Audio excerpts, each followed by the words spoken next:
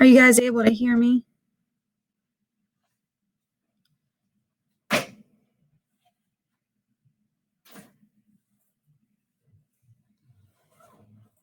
Okay, great. We'll go ahead and get started. My name is Lauren Farmer, and I'm with the West Virginia Statewide After School Network.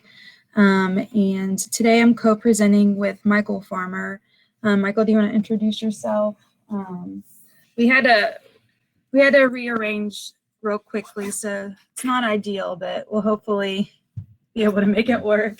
Hello, Michael Farmer with Step by Step West Virginia. We have after school programs in Lincoln, Logan, and Kanawha County. So good to meet you guys. Excited to do this morning. Okay, so I think Sherry is our moderator today. I'm not sure if she's on yet or not, but hopefully she is, because we're gonna need her help a little bit today. And let's see, I'm gonna get my presentation. Okay, here we go. So we've introduced ourselves. So what I'd like for you guys to do is maybe just put your name and maybe your role or who you're with in the chat. That way we can introduce ourselves and get to know each other a little bit. We typically do a lot of small group discussions and things in this presentation, but because of the platform we're using, that's not really feasible today. So unfortunately, we won't be able to do that, but we are going to maybe try to interact a little bit in the chat box if possible. And if Sherry's on, I'd like for her to maybe share some of the things that folks put in the chat box. But if you need anything today, feel free to excuse yourself if you need to step away for a minute. And just as a reminder, this is part one of a two-part series. So we'll do this presentation today at 10:10. There'll be a 10-minute break from 11:10 to 11:20, and then we'll come back for part two at 11:20, and that'll end at 12:20. And there's the schedule right there. As I said, we usually do this at live or, in a platform that allows for breakout rooms and some small group discussion. So these ground rules really apply to that more so than this format, but it's still good things to keep in mind. Take care of yourself. We will be talking about some things that might be triggering for some folks today. So if you need to step away for a minute, feel free to do that. Always be respectful to the other participants. If you do provide examples or share in the chat, make sure you're just sharing the minimum amount of information necessary when reflecting on personal experiences with trauma, ACEs, or resilience. You don't want to name names or provide too much unnecessary information. And make sure you keep information shared with you confidential. If you have any questions or don't understand a concept, feel free to put questions in the Q&A or the chat box and listen with an open mind. And just keep in mind, if we're asking for participation, it's an invitation, and you can self-select whether or not you want to disclose and the level to which you want to disclose, and then get involved in the chat. So we're glad you're here. Hopefully you are able to take something from this presentation that you can apply in your work. And we just hope that we're able to be a good resource for you guys. So to get started, we introduced ourselves. So if you haven't already, put your name or where you're from in the chat box, and maybe list the most enjoyable thing that you've done during COVID-19, or maybe a challenge that you've overcome, or even something that has brought you hope during this time. So let's see, anybody want to share? Rita has gone camping and kayaking. That does sound like something that's been very enjoyable. Oh, Deborah built a dulcimer. That's impressive. I'm very impressed with that. Okay, thank you for sharing. Cycling, job change. I did a job change too. I just joined the After School Network in April, and before that, I was with the Bob Burdette Center, which is a nonprofit after-school program in Charleston. So lots of changes and new things with COVID for me too. Okay, and then Keith took up woodworking. So some people doing some maybe new hobbies. That's awesome. Thank you for participating in that. So today, what our goals are to build a common language around adverse childhood experiences, trauma, and resilience. We want to gain an understanding of the impact of ACEs and trauma on adults and communities. We also want to understand resilience and relationships and the positive impacts on our community, workplace, school, or neighborhood. And we want to build hope. That's one of the main things that we want you guys to take away from this presentation, just a sense of hope that ACEs and trauma do not have to be determinants of success in later life. We also want to emphasize the important role that relationships and attachment play on children and the developing brain. So now we're going to jump into the core of the presentation.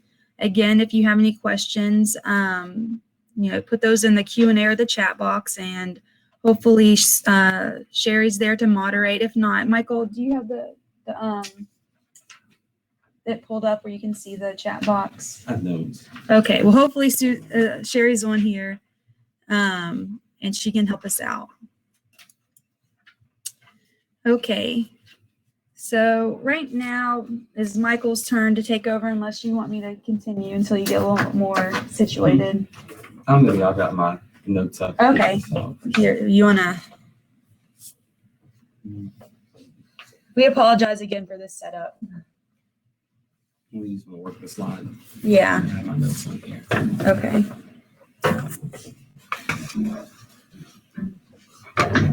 Oops.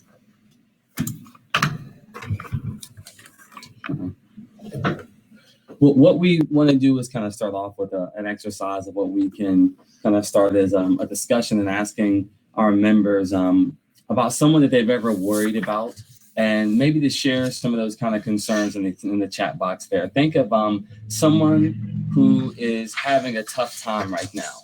If you guys want to take a minute, we're trying to figure out the chat box thing there. And I'll see if I can bring it back up. Get out there. Well, let's take a minute if you guys want to do so. If you want to put it in the chat box there, think about some people in your life that are maybe facing some issues and some concerns, that can make us think about how we can move forward as we're moving this presentation and such. Because the thought that we want to do is, as you're thinking about those persons who are going through some troubles and going through some issues, we want to think about how could you help that person? You ever wonder what you could do to help that person? And the goal of this is that we understand that science is showing us that the little things that we do to connect make a huge difference.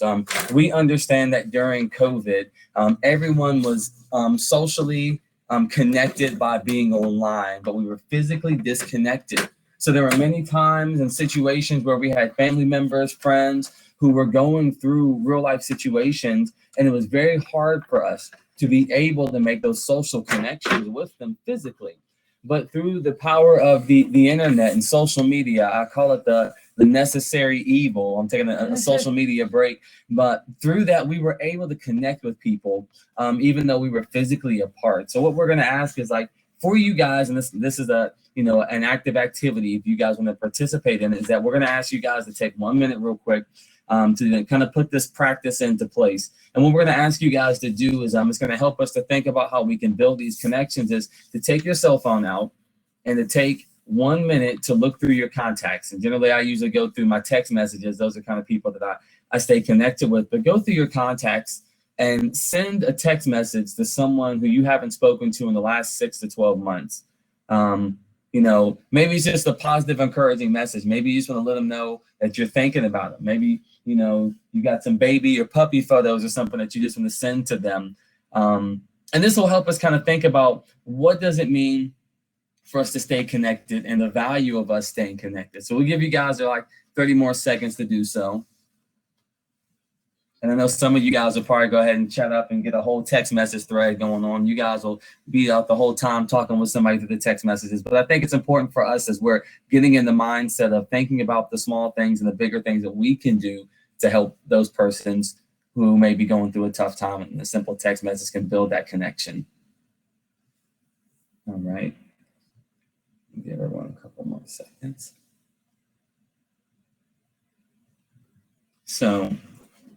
So as we've done that, I think the simple thing of a text message, a Facebook message that you send to someone, a comment on a photo, it shows us that we have social connections, and that we're going to be looking at how our brain builds those connections, and that our brain and our relationships and our community, they're all interconnected. This can lead to strong and strengthening good outcomes when we take the positive steps to build these relationships. Or it can result in weaknesses when we miss the opportunities to make connections that build healthy brains, relationships, and our community.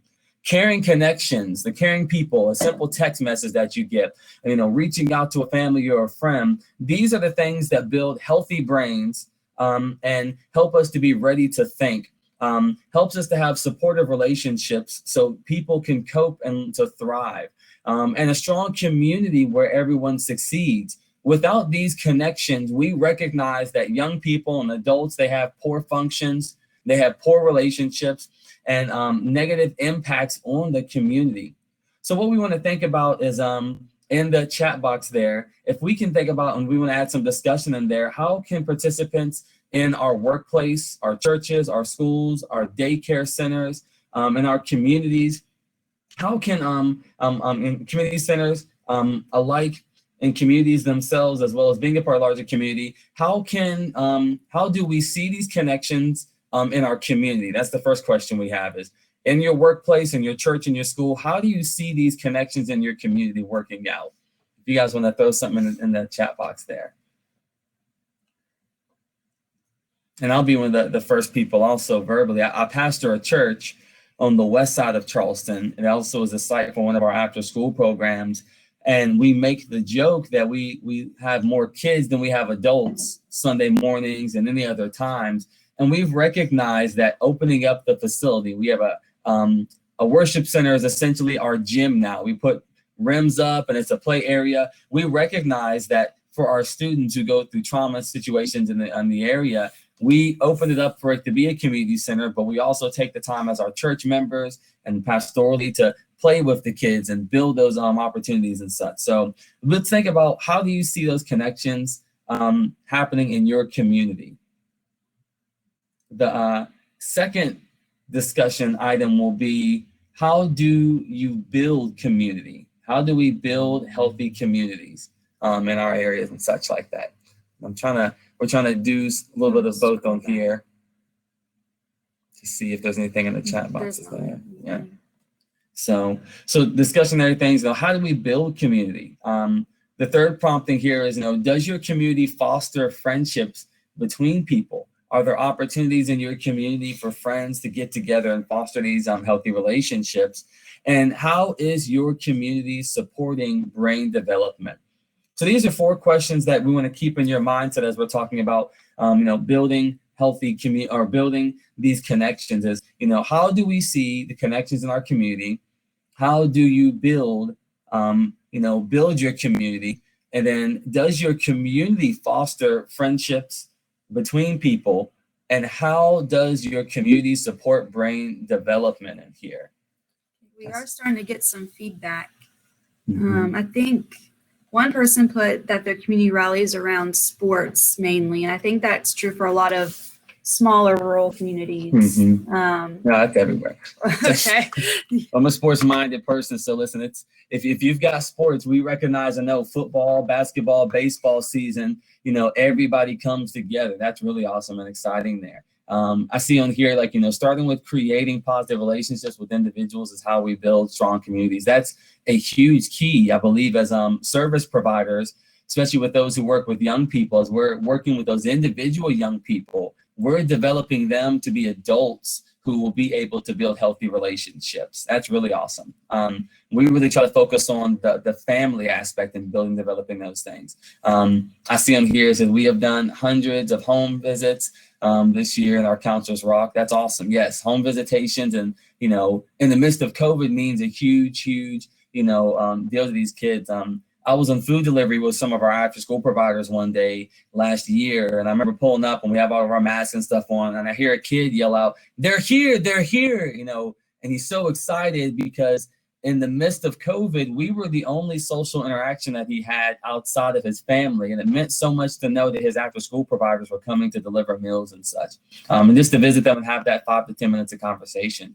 Visiting family offers help with online school requirements as school social workers. You then help the students become motivated, and there's a reward program for their attendance and work. That's really awesome.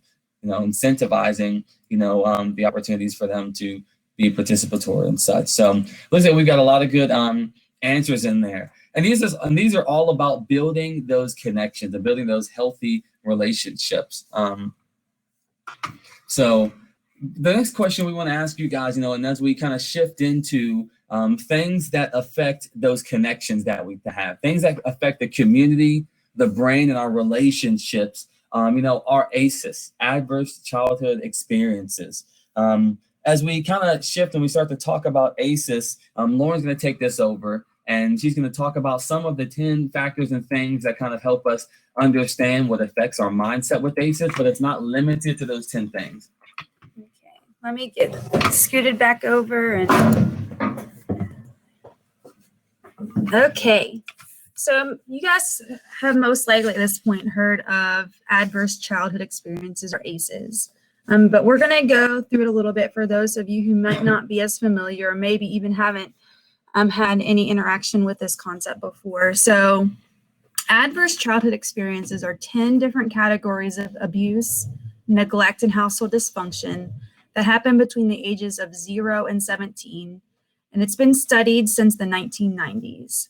So the 10 ACEs include abuse and neglect, and under that category is physical abuse, sexual abuse, emotional abuse, physical neglect, and emotional neglect. There's also a category of household dysfunction, in which that includes divorce or separation of parents, incarceration of a close family member, substance use in the home, domestic violence against the mother, and mental illness in the home. So today we're going to be talking about ACEs and their impact on well-being, both physical and mental health, when ACEs are not met with caring connections from at least one adult. So before we take a deep dive into resilience, relationships, and brain development, we first want to explore more about the origins of the ACEs research and what it means for each of us. When assessing for ACEs, some questions are asked to determine which ones a person may have experienced, and ACEs help increase our awareness of some of the negative experiences that a person could go through in childhood and the impacts that they could have later in life. As we'll see later on, more than 50% of people in this room or virtual room have likely experienced at least one of these adverse experiences. For this training, we do not review the ACEs questionnaire that's used in the research, and we do not recommend that you provide an ACEs assessment to participants. Those assessments should be delivered by trained professionals with the necessary support to address issues identified. The original ACEs research was conducted in partnership with the Center for Disease Control, or CDC, and Kaiser Permanente, which is one of the largest health organizations in the United States. It was done in collaboration with Dr. Rob Anda of the CDC and Dr. Vincent Felitti of Kaiser Permanente. The CDC was studying effective ways to promote smoking cessation, and Kaiser Permanente was opening an obesity clinic to aid in healthy lifestyle change for people interested in improving their employees' lives and those covered by their health insurance policies. So both organizations experienced some level of success in stopping smoking or helping people lose weight, but some people still couldn't make or sustain that behavior change.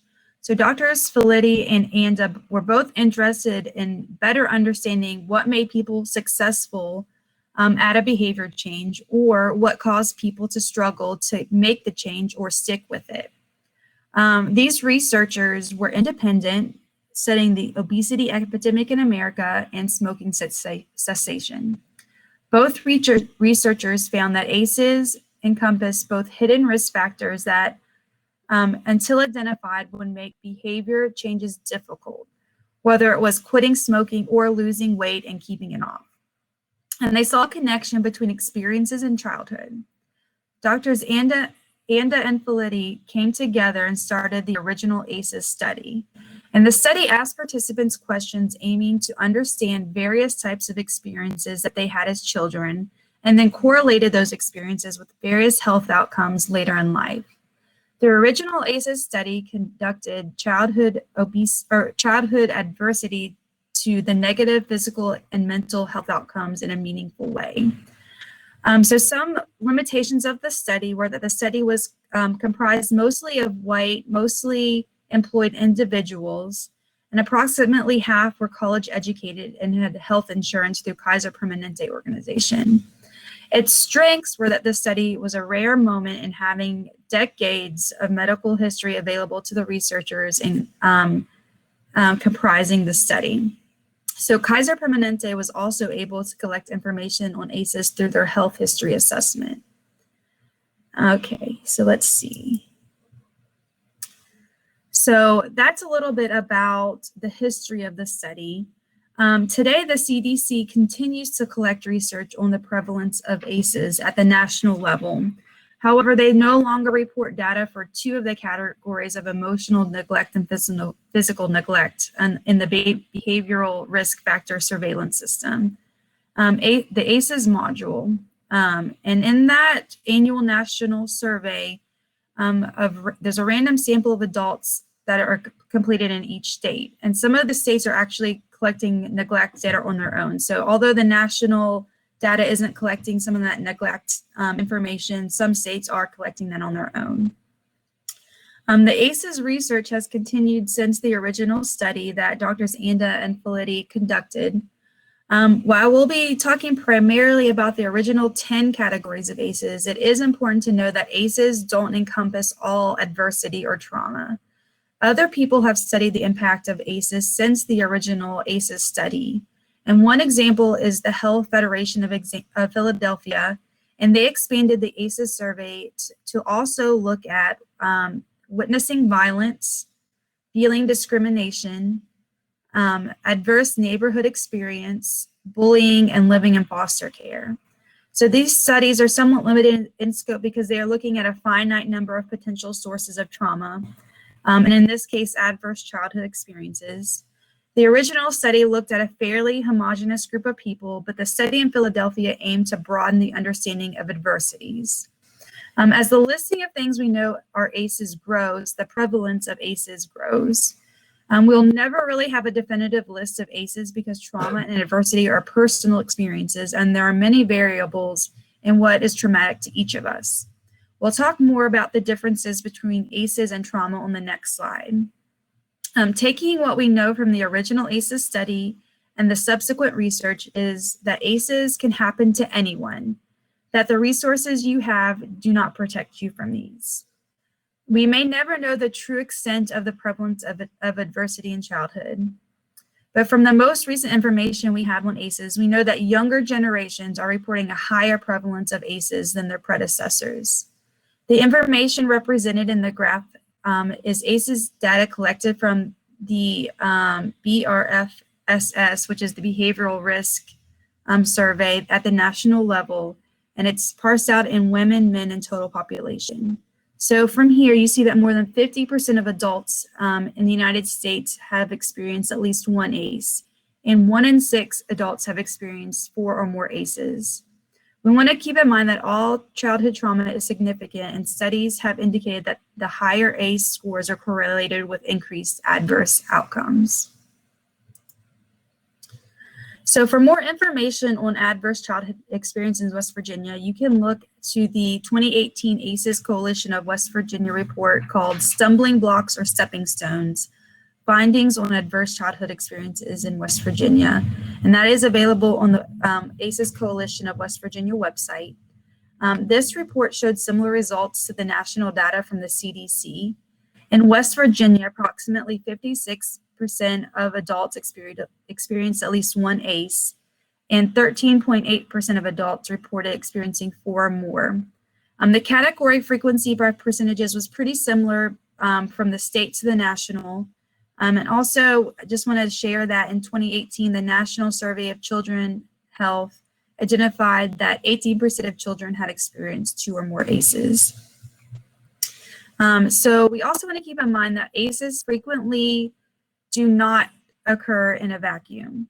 So the West Virginia Behavioral Risk Factor Surveillance System indicated a strong correlation between higher levels of adversity in childhood and lower household income levels as adults. A West Virginia adult with an annual household income of less than $15,000 is nearly 3 times as likely to have experienced 4 or more ACEs compared to an adult with an annual income of $75,000 or more. Nearly 1 in 4 West Virginia adults with a current household income of less than $15,000 per year have 4 or more ACEs. 1 in 6 West Virginia adults earning $15,000 to $24,999 per year have 4 or more ACEs. And on the other end of the spectrum, only 1 in 12 West Virginia adults earning $75,000 or more report having 4 or more ACEs. So ACEs are sampling of potentially traumatic experiences that can impact a person's life. And now I'm going to let Michael take over. So I'm going to check the chat box to see if there's anything new. Nope, we're not. We don't have anything going on there. So Michael, do you want to take over for the next section of slides? Okay, we'll get switched over here real quick if you don't mind. Okay.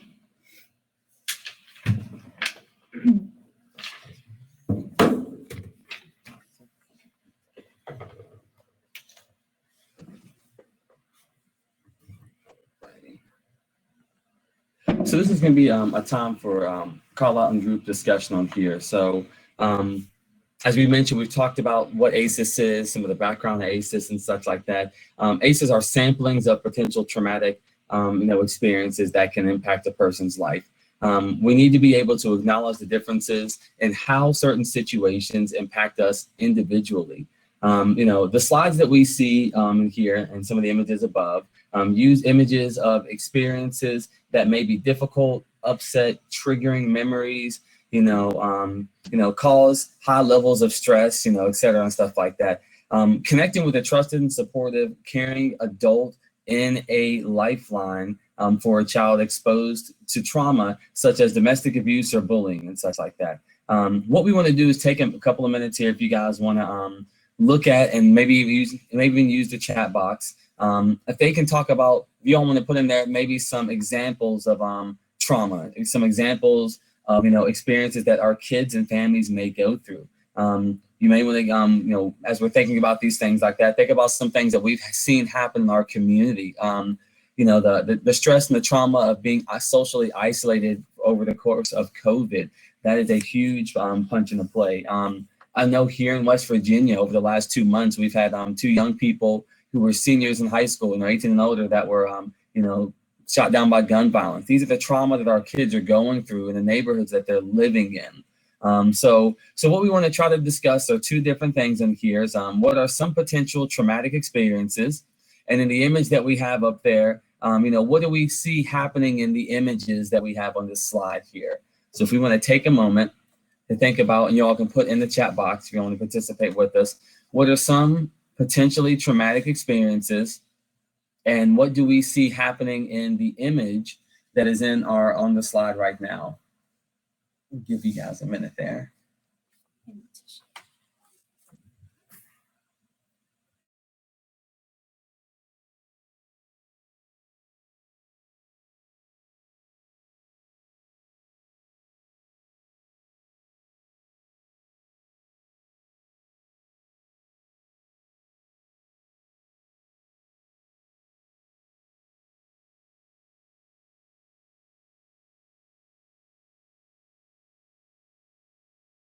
something like that. Just for also for reference and stuff like that. Me and Lauren are married. We're husband and wife. We probably didn't mention that earlier. We should have said something. So if you see us, like we're close and passing stuff back and forth, we do weird married things when we're on these conferences together. So just to give you guys a heads up about that. So we've got some answers here in the chat box. I see some really good stuff. We see on here bullying, poverty, fear of COVID and being out of a school routine. That's huge. Domestic violence, food insecurities, seeing violence, neglect as parents, balance of work and childcare responsibilities. These are, huge aspects on here. Substance abuse disorders, really, really huge on there. So some of these are really good potential traumatic experiences. Drugs in the household. And as we're looking and thinking about these traumatic experiences, as I mentioned, in some of our communities, we have, violence in the community, gun violence and such like that. Substance abuse. West Virginia has the, highest overdose per capita and stuff. So these are the realities of what our kids are dealing with. Some of our Lincoln and Logan after school program sites, they deal with the reality that they may come home when a parent has overdosed, or that they've multiple times had to deal with the fact that the parent has overdosed, and that fear that they have to carry as they go into the school, and then trying to navigate, basic life just as a teenager or as elementary school student is hard. But then also knowing that there's trauma. So what we see is, these potential traumas, and within the image, what we see here is, we see bullying. That's an obvious one that's there. We see the physical abuse, and we see, the officers who are there. So what we're looking at is that we know that there's medical trauma, there's racism, there's poverty, there's national disasters, and somebody may view the police, in the tape as a car accident, and some people may view it as a crime scene. So it's really good to kind of look at when we see these, images, we see ACEs, when we see our neighborhood and our people going through situations, we interpret different things around us differently. So we see there that there's a lot of different, projected answers on there that what these trauma and what these things could do. What we want to do is, we can take a minute to show the video. Yeah. What we're going to do is we're going to play a quick video demonstrating trauma and, the experienced trauma and, that we see that has some students who are featured at a school, but it also has a way that they're making a difference. So if you guys want to take a moment, we'll let you guys watch this video. Let us know if you can. We end the week at a school where one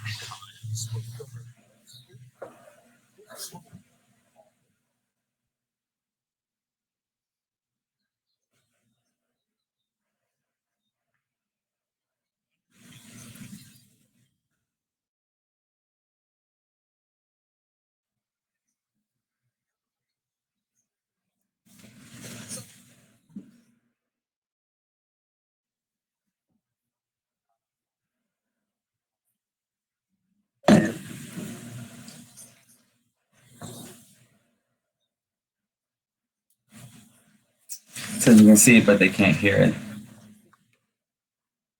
We can put the link in. We're going to see if we can put the link in the chat for you guys to view on your own. Yeah. 1 second, please.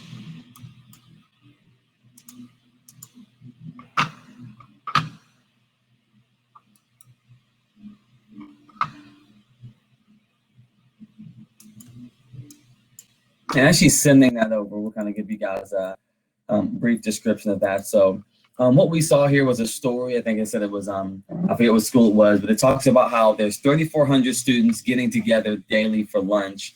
And what we see is that there's kids who are sitting alone at their lunch tables or alone during this lunchtime. And one of the students who was a Haitian immigrant, he came and said, hey, he recognized, the stress and the anxiety of sitting by oneself or something like that, that some of the students may be going through some bad situations, and that they recognize, they put a group together as a club, and they said, and essentially I think it was called No Lunch Left Behind, or No Child Left Without Lunch. And they take time every day to sit with local students in their school and just to sit in the chat and have conversations with them, with those who may be going about that by themselves. So it kind of shows what we can do on a day-to-day basis in our community and within the areas that we have control over to help those who may be affected by trauma, and to be able to bring about some opportunities to discuss some things like that with those within our community. So we'll go to our next slide on here, and we're going to talk about the three realms of ACEs. So we discussed what trauma can look like, and what we're going to look at now is actually breaking those down into three different realms of ACEs. Is that we see and we know that there's trauma, and we believe that the three realms that we're going to discuss are that there's household trauma, there's community trauma, and there's environmental trauma, as we see here on the slide here. So we talk about what is household trauma may look like. And as our kids, we always say that I always call it a triangle offense when we work in after school programs. When I'm working with our directors, I always say, if we can get an after school provider, if we can get the school and a parent on the same page, then we've got this kid who is getting these wraparound services, and we're able to help them out, and we're able to build about resiliency and to be able to help these students on all fronts.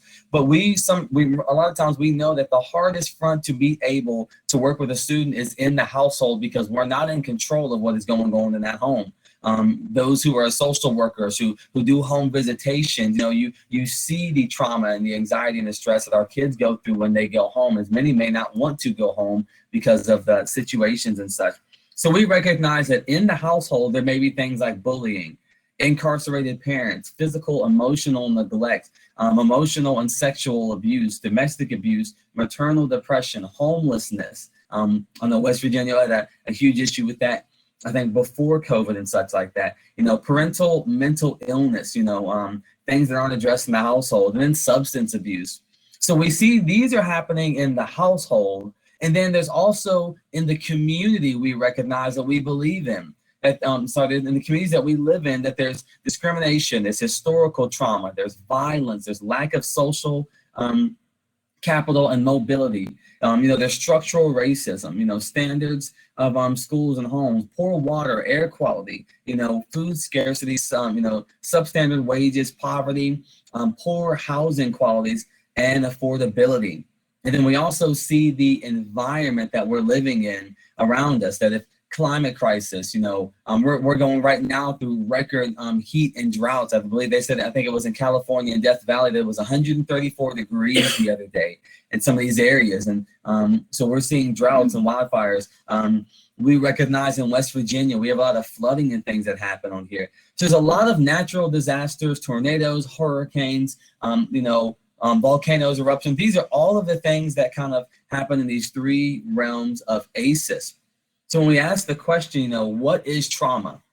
When we talk about keeping in our mind these three realms of ACEs, and then you ask the question, what is trauma for someone? Trauma is any experience that is overwhelming and or threatening. Trauma is very much so personal.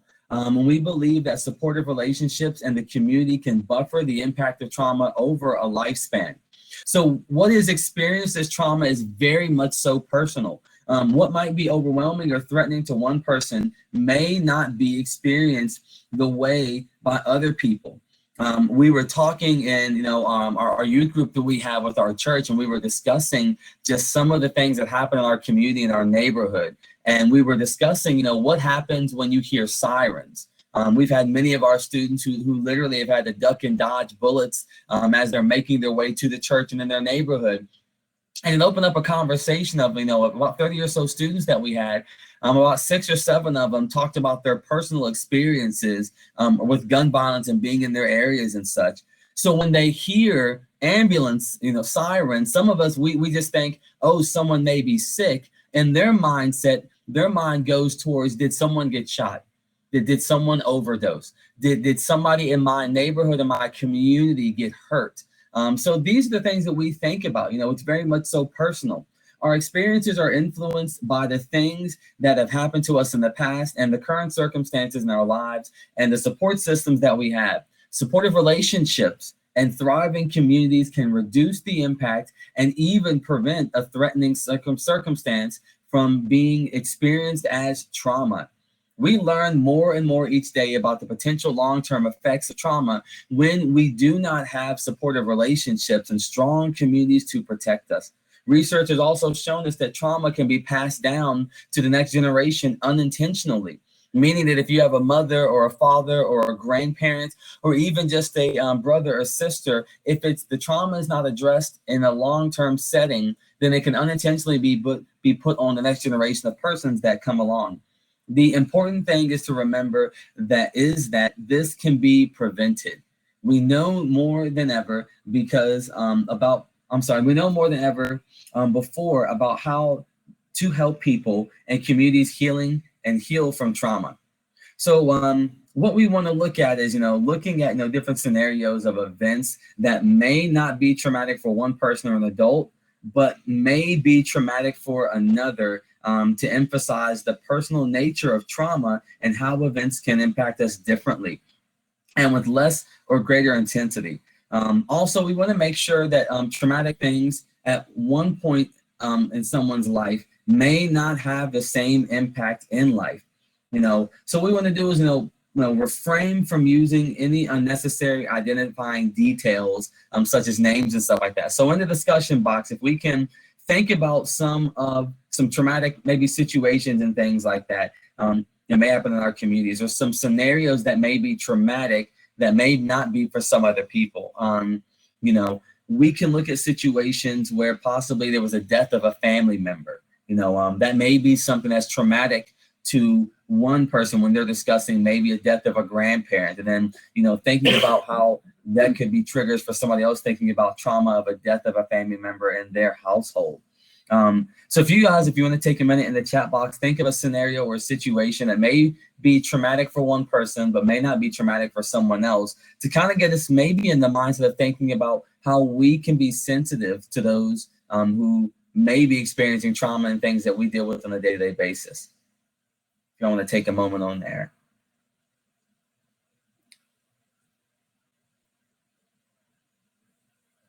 So we're discussing sharing a scenario or an event that may be traumatic for one person, an adult or a child, but may be traumatic for another.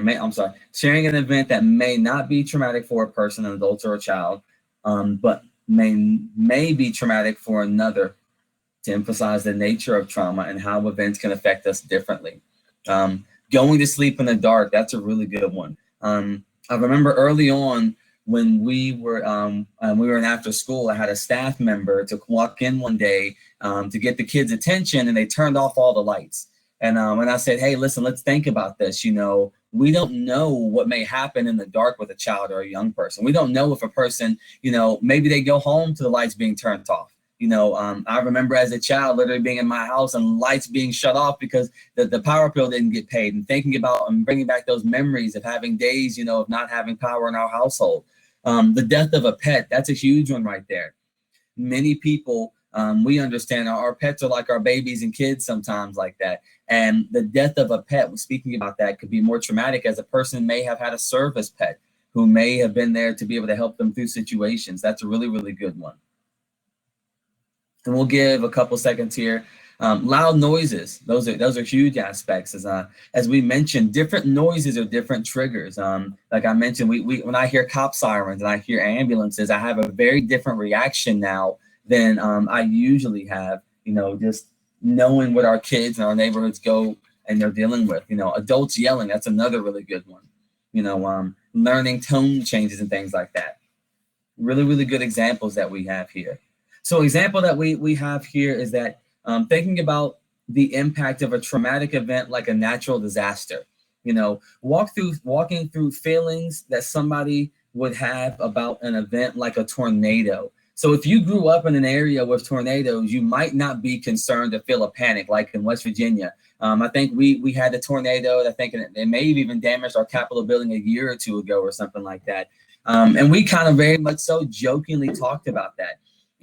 Here in West Virginia, a couple of years ago, I remember it's maybe about 7 or 8 years ago, there was an earthquake, and I remember it made national news, and there were huge jokes and memes out there that the earthquake would be in someone's backyard and it knocked over a lawn chair. But I remember also thinking about friends in California and other areas who really experienced earthquakes, and the fear and the anxiety that they have when they actually talked about earthquakes, and people who've grown up in Missouri who deal with those tornadoes and things like that. Some people have a place of fear and panic when sirens go off. But on the other hand, if you've never heard a tornado siren, if you've never heard a siren go off for a national disaster, you might think that you were in an incredibly immediate, life-threatening, dangerous situation. Perfect example of this is if you've ever lived in Charleston, every single Wednesday at noon, they have this siren that goes off. It's a national disaster siren. When I moved from South Carolina, I grew up in Greenville, South Carolina, to West Virginia, and I came to Charleston, I remember hearing this siren for the first time. I believe I was in my teens. And I remember literally like having anxiety, like what is going on? Almost being like, what is this noise? What's going on? What's happening? And almost panicking. And everybody around me is acting like everything is perfectly fine. So hearing this siren kind of triggered like this, should we duck and cover? What's going on? And that's kind of what happens with those who are dealing with, who have dealt with immediate danger and such like that when they hear these things. So another example may be just somebody mentioned, slamming of a door. We don't understand and know that slamming of a door in a household could cause frustration or confusion or something like that. It could be caused by a wind, could be caused by someone just doing the door itself. So these are things that we can think about that may be traumatic. I know we kind of want to get along here. How much time do we have? We have about 15 minutes left. Okay, good. We got a couple more slides left. So as we're looking at, possible impact of childhood trauma, delays in development, PTSD, depression, anxiety disorders, self-medicating with drugs and alcohol, suicide along with that, and cancers and heart diseases, diabetes, and arthritis. There's a connection between adversity and trauma experienced in childhood and with the mental and physical health outcomes of people later in their lives. As we saw the slides on here in the images, they walk us through the potential progressions of the psychological and mental health impacts of trauma of the childhood when it is not met when it is not met with a buffer of at least one caring relationship. ACEs have effects early in the lives as well. In children and adolescents, ACEs can lead to behavioral problems, the bullying of other children, early sexual activity, teen pregnancy, and dating violence. So what we want to do is in the discussion board, they're also in the chat box, let's kind of discuss a couple of items that we have on here. 3 questions that we have are, why do you think trauma in childhood can lead to these health outcomes? Why do we think that trauma in childhood can lead to these health outcomes? What are things that make people more likely to have cancer, heart disease, and etc.? And what links do you see between childhood trauma and negative coping mechanisms? I'm going to see if we can actually maybe put those in the chat box there, those questions. Yeah, Maybe able to copy and paste them in there, make it a little bit easier. Give us 1 second here.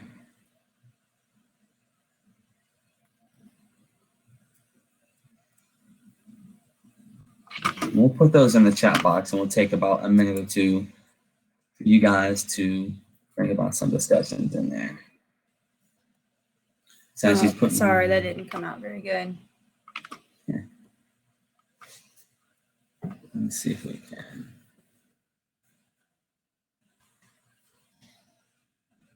And try to put them in here with some spacers. There you go.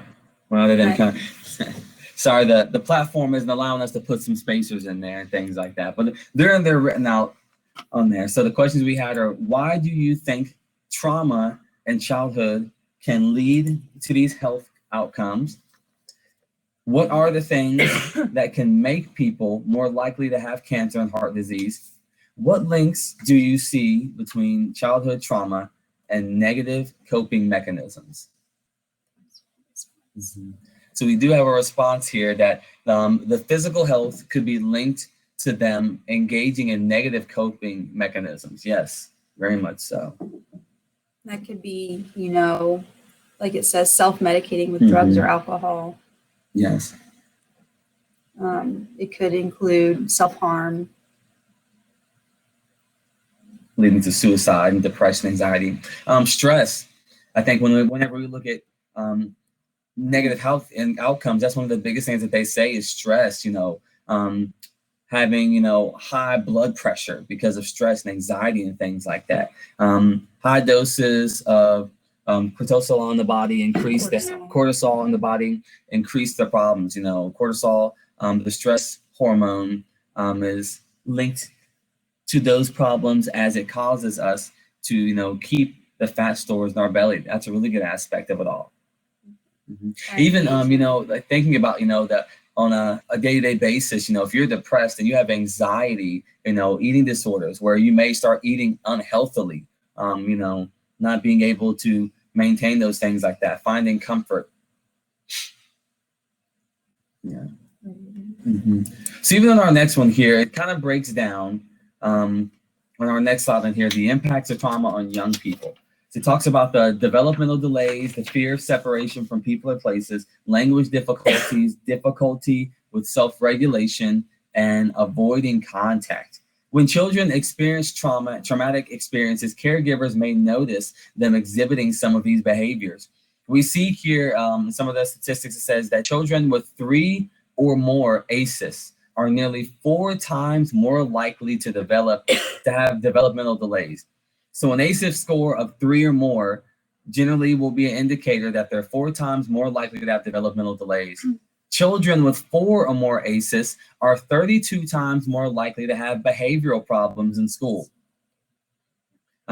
Children with 4 or more ACEs scores are 32 times. That's a huge number right there. And so, 32 times more likely to have behavioral issues in school. And children with 2 or more ACEs are 2.67% or 2.67 times more likely to repeat a grade.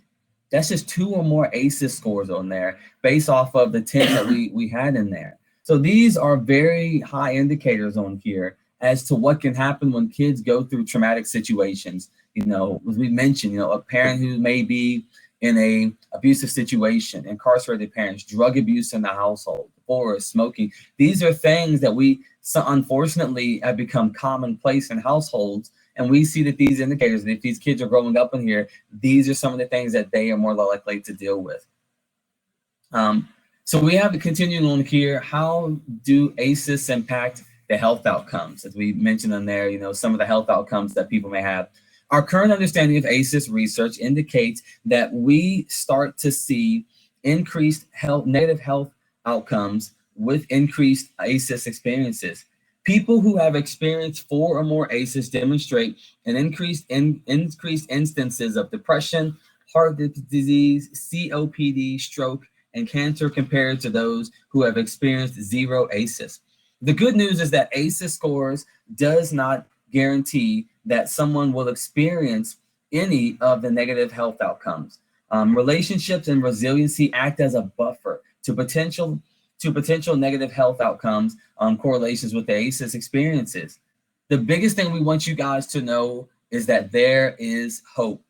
There is hope for our kids. Many times we see these students going through the trauma. We see the social situations that they are in, and we see the behavioral issues, and many of them get wrote off. But there is hope, because there are studies that are finding out that the presence of things like being able to talk to a family member about their feelings, participating in community traditions, finding support during difficult times, and genuine interest from a non-parental person of adult has a lifetime experience despite the occurrence of coping. Despite the experience of ACEs, to be able to help these students to be able to cope and to build resiliency in their relationships. So as we see, the graphic shows the potential progression of health outcomes related to the adverse childhood experiences from conception to death across the lifespan. ACEs and trauma can have psychological and physiological and psychological impacts on a person. So what you see here is that there's the scaling on here from the conception to death on here. What we see that there is generational embodied historical trauma on there. There's social conditions. There's local in a local context. There's adverse childhood experiences. Disrupted neuron development, social, emotional, cognitive impairment. And then there's the adoption of health risk behaviors. And then those lead to disease, disability, and social problems, and then early death.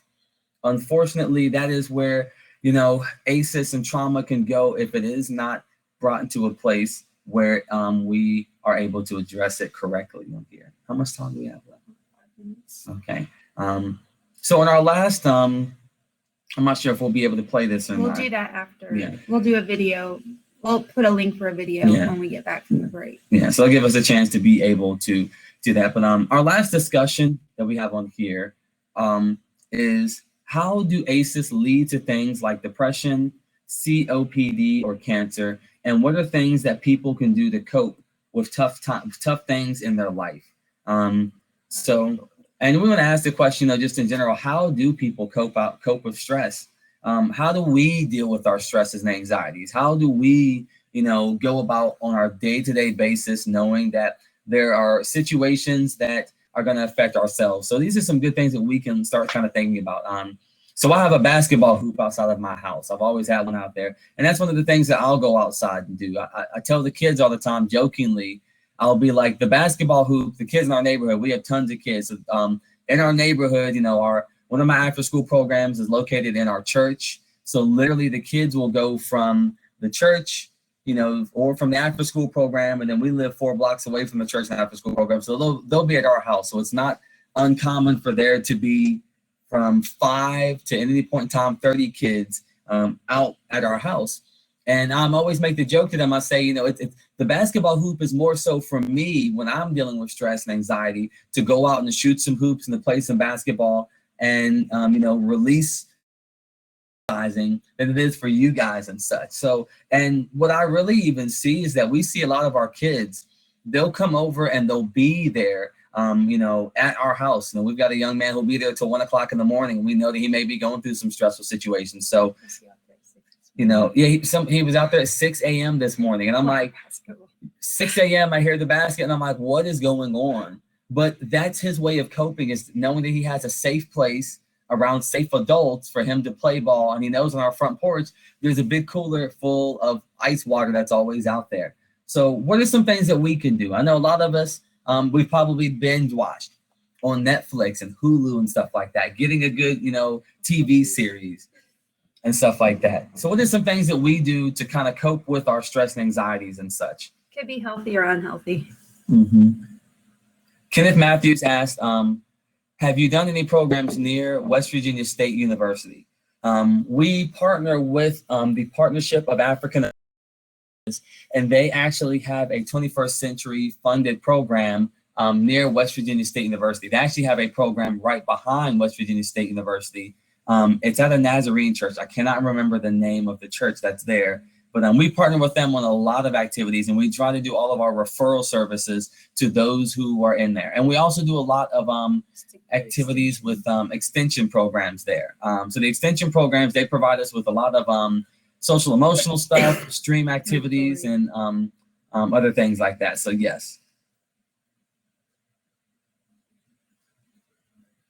Okay, we've got about 2 minutes left. If anybody else wants to add anything about coping, while we're waiting to see if anybody else puts anything in there. Oh, he also does Sudoku. I used to do those some. Those can be fun and help you get your mind off things. Mm-hmm. Oh, creating gnomes. I like that. Garden gnomes. So yeah, that's what it is. You have really good coping stuff. I know. I feel like my stuff sucks. You guys have cool hobbies. Nobody say so. Just everyday gnomes. Oh, okay. Right, yeah.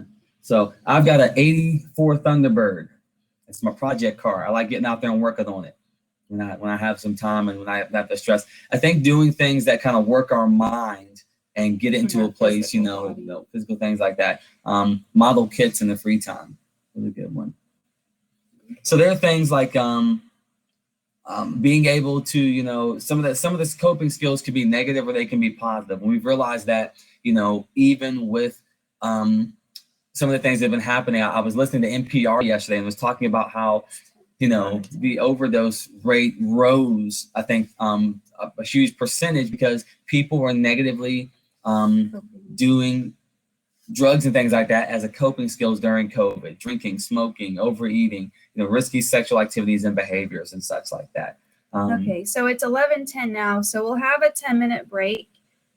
So what you'll need to do is hop off here, and then there'll be another session open up at 11:20, and we'll come back for part 2. And in that part, we will be talking about brain development and looking more at some factors related to hope. So we'll see you then. Hopefully you'll come back.